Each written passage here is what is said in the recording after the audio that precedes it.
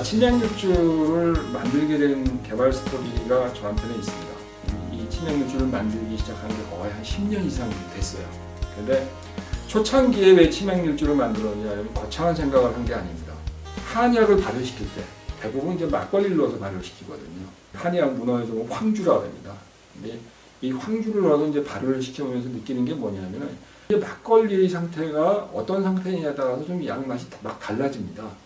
그래서 이런 문제점이 좀 있지 않겠느냐, 이런 것을 좀 더 체계화시키고 술을 좀 표준화시켜야 되겠다. 특히 막걸리와 같이 이게 만들어 놓은 지 10일 지나고 20일 지나고 30일 지나면은 그때그때에 따라서 산도 차이가 납니다. 좀 나중에 쉬죠. 그런 식초가 가까운 상태에서 막걸리를 썼을 때와 바로 발효시켜가지고 아주 신선한 막걸리를 썼을 때와 그 효과는 달라요. 그래서 이런 것이 일률적으로 작용하기에는 좀 어려움이 있지 않느냐, 그런 측면에서 좀 더 전통적으로 동의보감에 있는 술 종류들을 찾아서 해보자 라는 생각을 했고요. 거기에서 밀주가 아주 좋은 타켓이 됐던 겁니다. 동의보감에서 밀주 만드는 방법은요, 제가 이제 까놓고 얘기를 하는데 여기 좀 문제가 있어요. 일반적으로 동의보감의 밀주 제조법을 찾아보면요, 좋은 꿀 두근입니다. 두근. 물 한 사발. 거기에 백국이라고 하는데, 이 백국이라는 것은 이제 흰 누룩이에요. 그걸 한 대 반. 그리고 이제 뭐 잘 마른 효모근 3냥, 뭐 이런 것을 원료로 해가지고 만든다, 이렇게 되어 있습니다. 근데 이게 우리가 잘 생각을 해봐야 돼요. 이 꿀 두근이면요, 이제 우리가 보통 뭐 그람 단위로 환산하게 되면 1.2kg입니다. 1.2kg고 물 한 사발인데 물 한 사발에 양이 얼마나 되지? 이게 애매모호합니다. 이게 500cc일 수도 있고 1리터일 수도 있고, 이게 애매모호하거든요. 이거 배합 비율이 영 흔찮아요. 거기에 백국 1승 반이라는데 1승 반이면요, 누룩 한 대 반이에요. 한 대 반이면 엄청나게 많은 양입니다. 도대체가 이 허준 선생님이 이걸 어디서 베껴오신 건데, 분명히 직접 아마 허준 선생님이 이걸 만들었을 리는 없어요. 좋은 꿀 두근에 물 한 사발, 이 배합 비율은 꿀을 연미를 만드는 방법입니다. 꿀 안에 옛날에 이 한봉 전통 꿀들은요, 잠 물질이 많이 들어있어요. 그래서 그런 것들을 이 물과 섞어가지고 끓여서 끓이게 되면 그런 잠 물질이 다 뜹니다. 그럼 그걸 걷어내고, 그래서 남는 꿀 물이죠. 그 연밀이라는 걸 만드는 방법인데, 그래도 이 배합 비율로 하게 되면요, 꿀의 함량, 즉 당의 함량이 너무 많습니다. 이런 경우에 사실적으로 발효가 잘 되겠냐? 잘 안 됩니다. 실제로 해보면요, 발효 속도가 느려요. 3일 만에 뭐 익는다, 그럴 리가 없습니다. 안 익습니다. 그리고 여러분들이 이제 이거를 실질적으로 배합을 해가지고 집어넣으면요, 이 양대로 배합해보면요, 거의 술이 고이지 않는 정도의 상태에서 오랫동안 유지된다는 겁니다. 그래서 이게 술이 될 수 없는 그런 배합 비율을 가지고 있는 건데, 이 도량형 문제이기도 하겠지만은 좀 의심스러워요.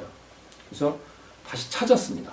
일반적으로 봤을 때 이제 산림경제라든가 뭐 고사 12집이라든가 그다음에 뭐 오주 핵문장 전상고라는 그런 책들이 있어요. 이런 것들에 이제 나와 있는 밀주 제조법이 있습니다. 여기에 보면 이제 3일 한 근에 찹쌀밥 한 근, 누룩 5냥 뭐 이렇게 돼 있는데, 요거는 좀 3일이라는 게 과연 이게 꿀이겠느냐? 요건 조금 의심스러워요. 왜냐하면 그 시절에도 명나라에서라든가 이런 쪽에서 설탕 종류가, 가루 종류가 들어왔거든요. 그렇기 때문에 이 3일이 정말 꿀이었냐? 그거 좀 생각을 해봐야 됩니다. 그래서 이제 그거 말고 다른 또 처방이 있어요. 꿀 넉 대, 술 9대를 끓여서 거품을 내 여름철에 냉각하고 누룩가루 4냥, 효모 1냥, 용내두 등 뭐 이런 것을 해가지고 제조하는 방법이 나옵니다. 이렇게 하면 뭐 일주일 만에 된다, 뭐 이렇게 돼 있어요. 이런 이제 방법들이 조금 좀 문제가 있습니다. 그래서 이제 좀 더 찾아보면은 대체적으로 꿀 넉 대의 물을 그것의 한 2배 정도의 양을 집어넣을 수 있는 양들, 그런 것을 만드는 방법이 좀 더 유리할 거다라는 생각을 하게 됩니다. 일반적으로 우리가 계산을 해볼 때 보면요, 설탕을 가지고 만들든 꿀을 가지고 만들든 꿀의 양이 물하고의 배합 비율에서 30%의 꿀이 들어가게 되면요, 물질들이 발효가 돼가지고 알코올화 됐을 때 알코올 도수가 최대 어디까지 나오냐, 보통 30%까지 나올 거다라는 계산이 가능합니다. 꿀이라는 것이 당이 알코올로 발효가 되는 과정에서 그 생성되는 양을 뭘로 선택하느냐 하면 당의 함량을 가지고 선택하는 겁니다. 이 소주 같은 경우도 보면 뭐 25도에서부터 20도 이렇게 도수를 좀 낮추긴 했습니다. 그 도수 안에 있는 이 희석 배율을 선택해서 이것이 이제 세계적인 소주가 만들어지게 되는 원리인 것 같아요. 그래서 저도 치명 밀주를 만들 때 그 함량을 만들어야 되겠다. 근데 사실은 그 모든 꿀 성분들이 다 알코올화 되려면요 엄청난 시간이 필요해요. 그래서 적어도 한 1년 정도의 보통 한 20도 이상의 도수를 만들 수 있으면 그러면 성공일 거다라고 저는 생각을 해서 물에 희석되는 꿀의 함량이 한 30% 정도 저는 맞추는 방법을 선택을 했습니다. 이렇게 만든 술들은요 쉽게 안 쉽니다. 그러니까 우리가 변질된다고 하죠. 술이 실제로 오래되게 되면은 실제적으로 식초가 됩니다. 그런데 이 꿀로 만든 술은요 식초가 되지 않습니다. 100일이 지나고 1000일이 지나고 1000일이면 3년입니다.